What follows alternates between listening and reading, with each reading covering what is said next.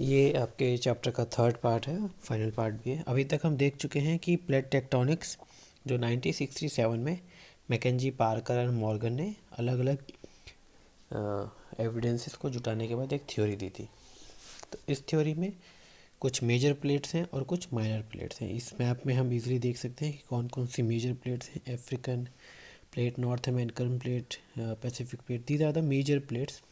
Eurasian plate और कुछ minor plates जैसे Nazca plate and Scotia plate करके।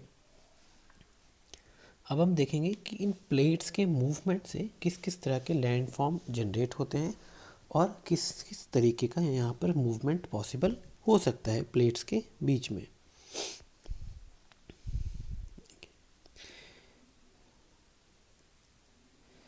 पहली हमारी टाइप ऑफ मूवमेंट है अपसारी, मतलब डाइवर्जेंट, जब दो प्लेट एक दूसरे से दूर जाएं।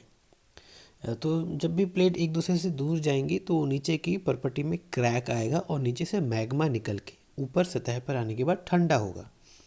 तो इसमें हमेशा नया क्रस्ट का डेवलपमेंट होता है, नई प्रॉपर्टी बनती है। ये ज़्यादातर आपको समुद्र में मिलेंगी इस तरह की प्लेट, जहाँ पर प्लेट अलग हो रही हैं। और समुद्र की जो क्रस्ट है वो हमेशा ही भूमि के कंपेयर में नया होता है।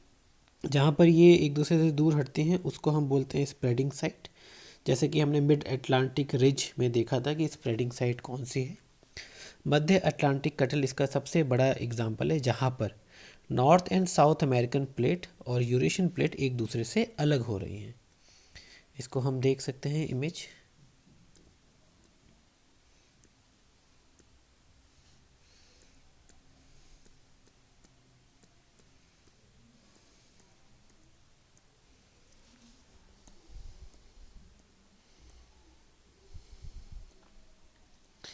इस इमेज में देखिए कि दो प्लेट हमेशा एक दूसरे से अलग जा रही हैं। अफ्रीका इधर मूव कर रहा है, साउथ अमेरिका और नॉर्थ अमेरिका इधर। तो और इसको हम बोलते हैं स्प्रेडिंग साइट। यहाँ पर मैग्मा निकल रहा है और नया क्रस्ट का डेवलपमेंट हो रहा है। नेक्स्ट देखते हैं नेक्स्ट टाइप की बाउंड्री मूवमेंट, अभिसारी।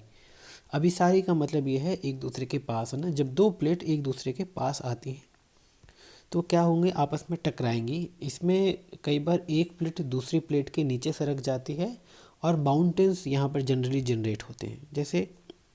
और जहाँ पर ये एक्टिविटी होती है उसको हम बोलते हैं सबडक्शन जोन, जहाँ पर एक प्लेट दूसरी प्लेट के नीचे आके दब जाती है। इसकी भी हम इमेज देख लेते हैं किस तरीके से ये वर्क करता है।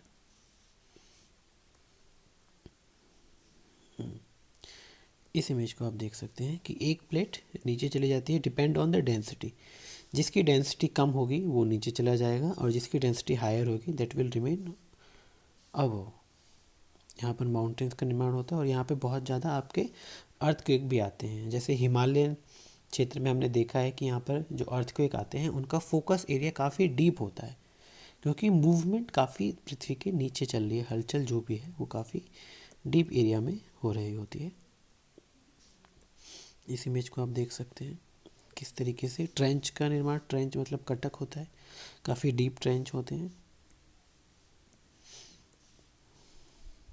इस इमेज में आप देख सकते हो, ऊपर की तरफ देखिए, यहाँ पे सबडक्शन जोन है, यहाँ पर रॉकी माउंटेन है यूएस में।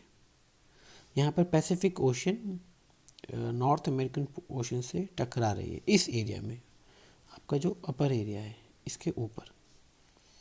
तो यहाँ पर सबडक्शन जोन है। सबडक्शन जोन भी दो तरीके के हो सकते हैं, या तो दो महासागरीय प्लेटों के बीच में जब ओशियन प्लेट आपस में टकराएंगी, या कॉन्टिनेंट प्लेट के साथ टकराएंगी, या ओशियन के साथ कॉन्टिनेंट। जैसे आप यहाँ पे देख रहे हो कि पैसिफिक प्लेट की ओशियनिक क्रस्ट है जो कॉन्टिनेंट के साथ टकरा रही है।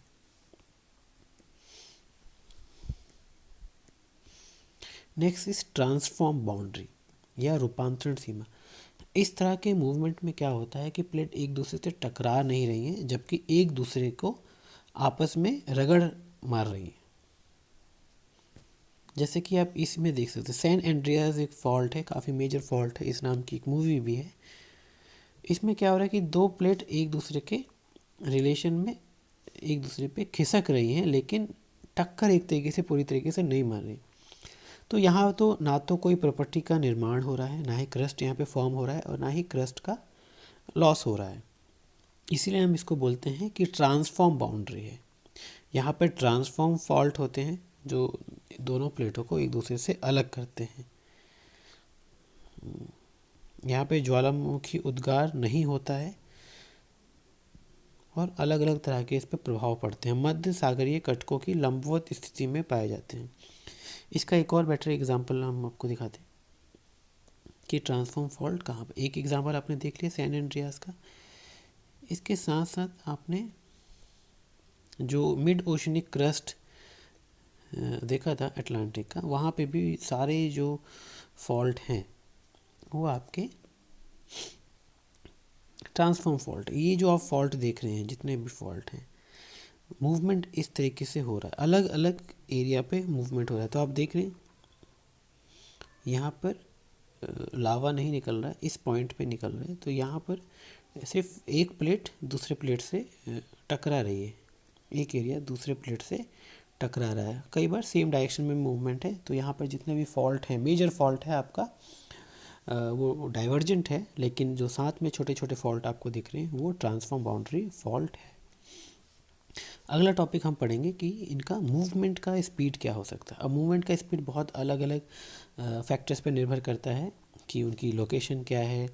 नीचे जो कन्वेक्शन करंट है, कन्वेक्शन करंट के कारण ही ये एक दूसरे से दूर या पास में आते हैं। तो इनके प्रवाह की जो दर है वो बहुत भिन्न भिन्न है। जैसे 2.5 सेंटीमीटर प्रति वर्ष, ये बहुत ही कम है इन अ ईयर। इसलिए आप इनको मूवमेंट को खुद से कभी नोटिस नहीं कर पाएंगे। काफ़ी अच्छे कैलिब्रेशन के आपके इंस्ट्रूमेंट चाहिए जो इस तरह के हल्के से मूवमेंट को भी डिटेक्ट कर सकें। ईस्टर द्वीप के निकट पूर्वी प्रशांत महासागर उभार जो चिली से इतनी पश्चिम की ओर है, वहाँ पे इसकी दर 5 सेंटीमीटर प्रति वर्ष से अधिक है। तो अलग अलग जगह पे इनका मूवमेंट का स्पीड अलग अलग है। नेक्स्ट टॉपिक है कि forces for the plate movement. जो प्लेट को संचालित करते हैं उसका कारण क्या है, कौन से बल हैं जो प्लेट को मूवमेंट करने के कारण बन रहे हैं। ये वैगनर के टाइम पे भी देखा था, उन्होंने कहा था कि ये पोलर फ्लिंग फोर्सेस होते हैं या जो पृथ्वी में ज्वार भाटा आता है उसकी वजह से होते हैं। लेकिन बाद में पता चला कि वो फोर्सेस कभी भी इतने स्ट्रॉन्ग नहीं हो सकते। तो वैज्ञानिकों ने धीरे धीरे खोज करके पता चला कि प्लेट्स का जो मूवमेंट है वो कन्वेक्शन करंट के कारण होता है, जो हम पहले भी पढ़ चुके हैं। कन्वेक्शन करंट मेंटल में होता है जो क्रस्ट को अपने ऊपर मूवमेंट के लिए सहूलियत प्रदान करता है। हम इमेजेस देख सकते हैं कि किस तरीके से होती हैं। ये इंडियन प्लेट का मूवमेंट है। ये इंडियन प्लेट कैसे कैसे यूरेशियन प्लेट में जाके टकराई और हिमालयन माउंटेन्स का निर्माण हुआ। तो कन्वेक्शन करंट के बारे में हम पढ़ रहे थे कि कन्वेक्शन करंट क्या है। रेडियोधर्मी तत्वों के क्षय व अवशिष्टता, जो रेडियो एक्टिव मटेरियल है पृथ्वी के अंदर, उनकी हीट की वजह से ये मेजरली होता है। 1930 में इसको विचार दिया था। बाद में हमने बहुत सारे अलग अलग एविडेंसेस से ये पता दिया है कि कन्वेक्शन करंट ही प्लेट मूवमेंट्स या प्लेट टेक्टोनिक्स का बेसिक फोर्स है, जेनेसिस फोर्सेस है। Movement of the Indian plate. अब यहाँ पर हम इंडियन प्लेट के बारे में डिटेल्स में थोड़ा सा पढ़ेंगे कि इंडियन प्लेट किस तरीके से मूवमेंट करती आई है अभी तक।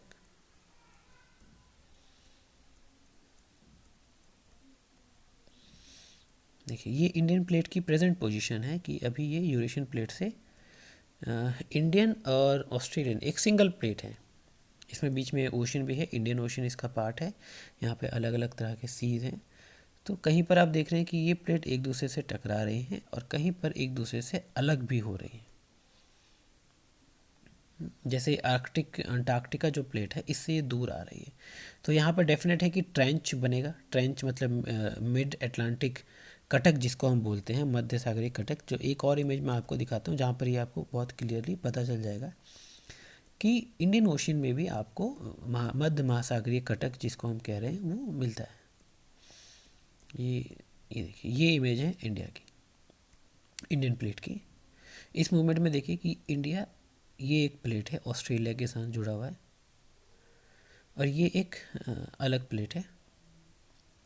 नीचे वाला अंटार्कटिका प्लेट है, ये आपका अफ्रीकन प्लेट है, ये आपका इंडिया से।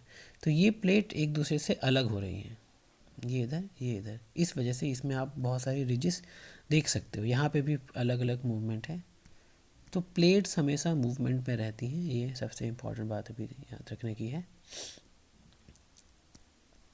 तो कहीं पर सबडक्शन जोन है, कैसे नॉर्थ जो आप माउंटेन देख रहे हैं यहाँ पर, ये सबडक्शन जोन है। यहाँ पे सीधी सीधी इंडियन प्लेट यूरेशियन प्लेट को टक्कर मार रही है और यहाँ पर हिमालयन माउंटेन फॉर्म हो रहे हैं। ये जो सीमा है वो कॉन्टिनेंट और कॉन्टिनेंट है।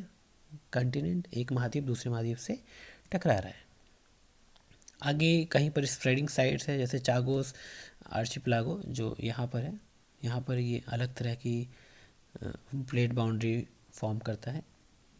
भारत तथा आर्कटिक प्लेट की सीमा भी महासागरीय कटक से निर्धारित होती है। यहाँ पर डाइवर्जेंट प्लेट बाउंड्री से, यहाँ पर हम जो देख रहे हैं ये दूर जाने वाली बाउंड्री है, इसलिए यहाँ पर महासागरीय कटक मिलते हैं इंडिया और अंटार्कटिका प्लेट के बीच में। अब इंडिया एक आइलैंड की तरह था जो धीरे धीरे 22.5 करोड़ वर्ष पहले तैतीस सागर एशिया महाद्वीप से ये अलग हुआ करता था। तो 20 करोड़ पर जब इसमें मूवमेंट स्टार्ट हुआ तो धीरे धीरे ये ऊपर की तरफ खिसकना स्टार्ट हुआ। 4 से 5 करोड़ के बीच में इस मूवमेंट को और थोड़ा एशिया से टकराया और हिमालय का निर्माण हुआ।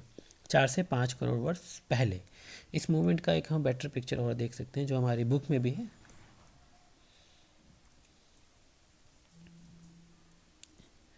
यही पिक्चर आपकी बुक में भी है। आप देख सकते हो कि इंडियन ओशन में किस तरीके से ये 70 मिलियन मतलब 7 करोड़ साल पहले, 5 करोड़ साल पहले, और ये अभी की स्थिति है इंडियन प्लेट की।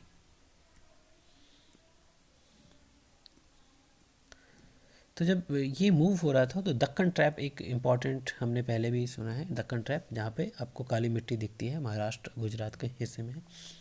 ट्रैप यहाँ पर था। तो जब ये मूवमेंट हो रहा तो इसके कई बार कंप्रेशन हुआ, जहाँ पर Vindhyachal and Satpura mountain ranges भी है, नर्मदा और तापी नदी वहीं से क्रॉस करके जाती हैं। तो इस ट्रैप में काफ़ी वॉल्केनिक एक्टिविटी हुई जिस कारण आपको जो पूरा एरिया है यहाँ पर काली मिट्टी आपको मिलेगी। तो ये प्रक्रिया अभी भी चली रही है। काली मिट्टी वाला तो ख़त्म हो चुका है, लेकिन मूवमेंट अभी भी जारी है इंडियन प्लेट का। अब हम थोड़े से क्वेश्चंस कर लेते हैं। तो इसमें से किसने सर्वप्रथम यूरोप, अफ्रीका और अमेरिका के साथ स्थित होने की संभावना व्यक्त की? तो आप वैगनर नहीं है, पेलिग्री नहीं है, एडमिन हेंसमी नहीं है, अब्राहम ऑर्टेलियस है जिन्होंने पहला मैप दिया था। ये पहली लाइन में ही आपको आंसर मिल जाएगा, इसका चैप्टर के स्टार्टिंग में ही है। ज़्यादातर आपने क्वेश्चन बुक से पढ़ने हैं। देखिए, सर्वप्रथम अब्राहम ऑर्टेलियस इसको व्यक्त किया कि ये एक साथ जुड़े हुए हैं। नेक्स्ट क्वेश्चन पे जाते हैं।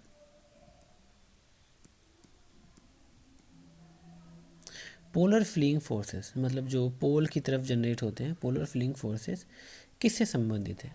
ये वैगनर की जो थ्योरी है, उन्होंने one of the cause for बताया था कॉन्टिनेंटल ड्रिफ्ट के लिए कि पोलर फ्लीइंग फोर्स है। तो निम्नलिखित में पृथ्वी के घूर्णन से संबंधित है, पृथ्वी के परिक्रमण से संबंधित है, गुरुत्वाकर्षण।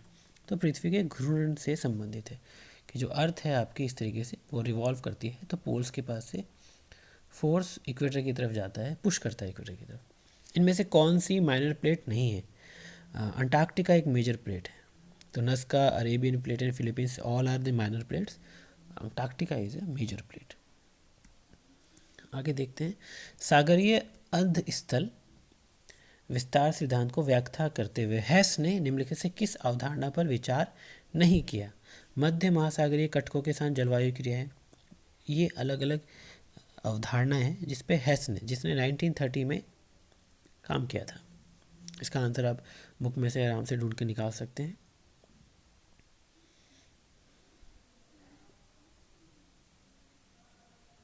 तो जीवाश्मों का वितरण ये नहीं होना चाहिए क्योंकि ये हमारा वैगनर की थ्योरी से रिलेटेड है।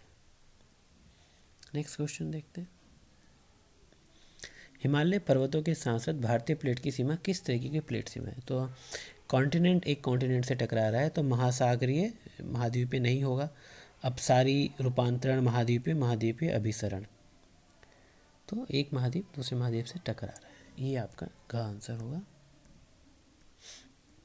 बाकी के प्रश्नों के उत्तर आपको बुक में से थोड़ा सा पढ़ने के बाद ही पता चलेगा। ये वीडियो यहीं तक है। Thank you.